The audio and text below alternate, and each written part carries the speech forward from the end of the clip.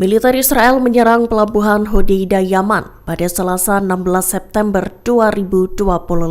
Pihaknya menyatakan serangan itu menargetkan infrastruktur yang digunakan oleh Houthi. Dikutip dari Arab News, Israel telah meningkatkan serangan terhadap militan yang didukung Iran itu. Militer Israel menyatakan serangan itu dilakukan selesai adanya peringatan agar warga mengungsi. Israel menuding Houthi menggunakan pelabuhan tersebut untuk transfer senjata yang dipasok oleh Iran. Selain itu, militer Israel IDF mengklaim pelabuhan Hodeidah digunakan untuk melakukan serangan terhadap negaranya. Adapun Houthi melaporkan sebanyak 12 serangan udara dilontarkan Israel ke pelabuhan Hodeidah. Juru bicara Houthi Yahya Saree mengungkap, pertahanan udara kelompoknya bergelut dengan pesawat Israel. Seiring dengan itu, Menteri Pertahanan Israel Katz memperingatkan bahwa Houthi akan terus dipukul oleh IDF. Katz menegaskan, militan Yaman itu juga harus membayar harga yang menyakitkan atas setiap upaya penyerangan terhadap Israel.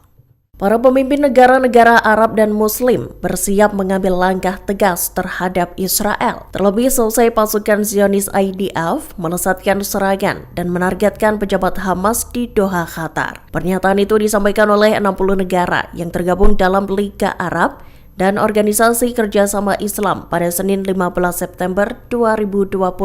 Dikutip dari Tribun News, para petinggi dari berbagai belahan dunia itu sepakat untuk meninjau ulang hubungan mereka dengan Israel, termasuk hubungan diplomatik, ekonomi, hingga militer. Diketahui dalam sidang darurat itu hampir 60 negara menyepakati komunike akhir yang terdiri dari 25 poin. Salah satu langkah yang bakal diambil adalah penerapan sanksi ekonomi terhadap Israel. Negara-negara Arab juga mempertimbangkan pemutusan rantai perdagangan dan investasi. Cara ini diharapkan bisa memberi dampak langsung pada perekonomian Israel.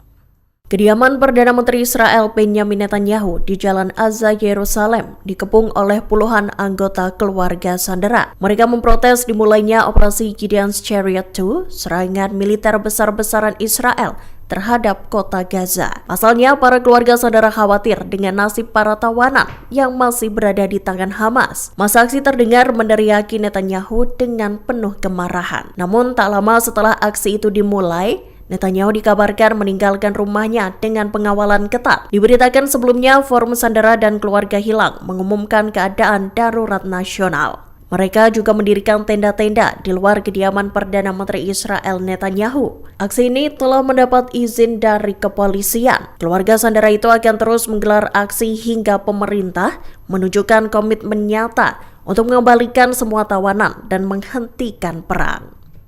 Perdana Menteri Israel Benjamin Netanyahu menegaskan bahwa serangan udara terhadap pejabat Hamas di Doha, Qatar dapat dibenarkan. Hal itu diungkap Netanyahu dalam konferensi persnya pada Selasa 16 September 2025. Bukan tanpa alasan, Netanyahu membenarkan serangan itu lantaran Qatar diduga memiliki keterikatan dengan Hamas. Perdana Menteri Israel itu menyebut Qatar mendukung, melindungi, bahkan mendanai militan Palestina tersebut. Padahal menurut Israel, Qatar memiliki pengaruh kuat, namun memilih untuk tak menggunakannya. Dikutip dari Kompas.com, serangan yang dilancarkan pasukan Zionis di Doha itu diklaim untuk menarget pertemuan Hamas. Serangan itu menjadi kali pertama Israel melancarkan operasi militer langsung ke Qatar, meskipun Qatar merupakan sekutu dekat Amerika Serikat.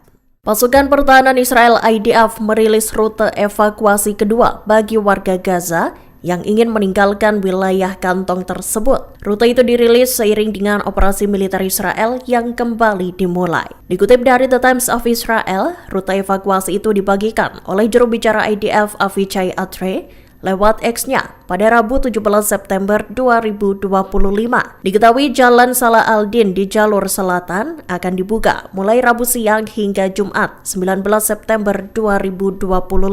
Salah al-Din merupakan jalur artileri pedalaman utama yang menuju ke Gaza Tengah. Jalan tersebut digunakan sebagai rute evakuasi utama selama serangan di Gaza pada bulan-bulan pertama perang. Warga Gaza didesak untuk segera menuju ke selatan, wilayah yang digadang sebagai zona kemanusiaan. Dalam unggahannya, Andre turut membagikan peta sebagai petunjuk evakuasi bagi warga sipil Gaza. Dijelaskan, warga Gaza hanya boleh melakukan pergerakan melalui jalan-jalan yang ditandai dengan warna kuning pada peta yang dirilis.